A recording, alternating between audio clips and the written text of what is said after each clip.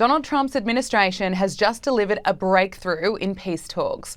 Ukraine has accepted a 30-day ceasefire proposed by the US following talks in Saudi Arabia. Zelensky says that Ukraine accepts this proposal, we consider it a positive, and we are ready to take such a step. Now, critically, the US has resumed sending military aid to Ukraine and has resumed intelligence sharing.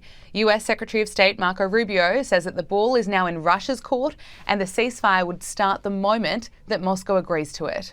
Today, we made an offer that the Ukrainians have accepted, which is to enter into a ceasefire and into immediate negotiations to end this conflict in a way that's enduring and sustainable and accounts for their interests, their security, their ability to prosper as a nation.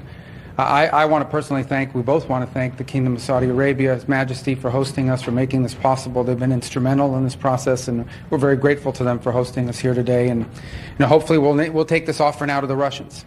And we hope that they'll say yes to peace. The ball is now in their court. And but again, the president's objective here is, number one, above everything else, he wants the war to end. And I think today Ukraine has taken a concrete step in that regard. We hope the Russians will reciprocate.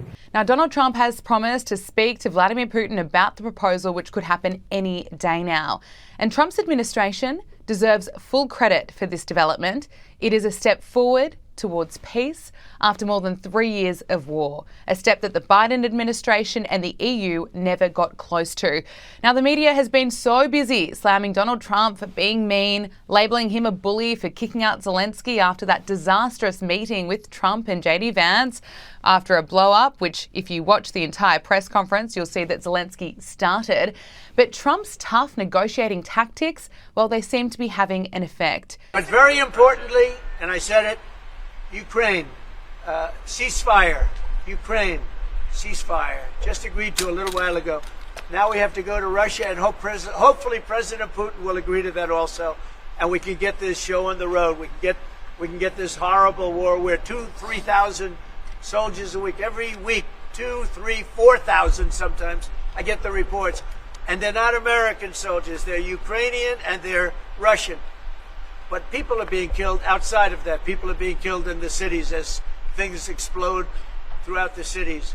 And we want to get that war over with. So I think it's a very big, I think it's a big difference between the last visit you saw at the Oval Office and this. So that's a total ceasefire. Ukraine has agreed to it, and hopefully Russia will agree to it.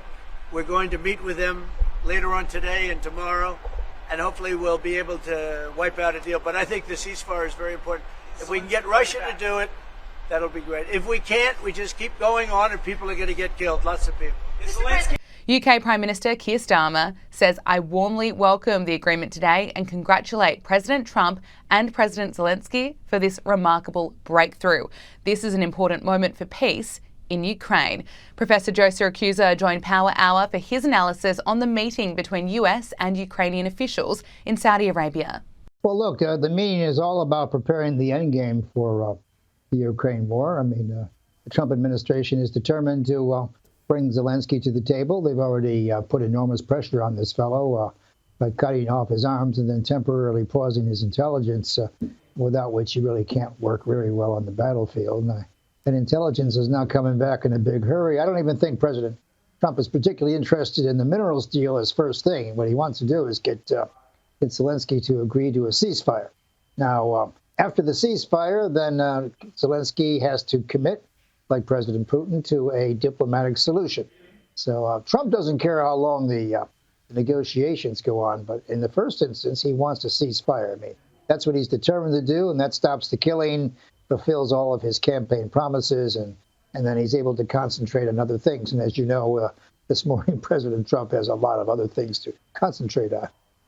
It's easier said than done. What's your assessment of how this has played out so far? It's incredibly difficult getting Zelensky on board, and then he's also got to deal with Putin. There are indications that Putin wants an end to the war, but we don't know that for sure. Well, I saw this movie before in the 1960s and the early 70s when the United States was determined to leave South Vietnam and force the South Vietnamese to accept the North Vietnamese offer, or the term offers, after extensive negotiations in Paris. And whether the South Vietnamese wanted to participate or not, no, it didn't make any difference. The United States was going home.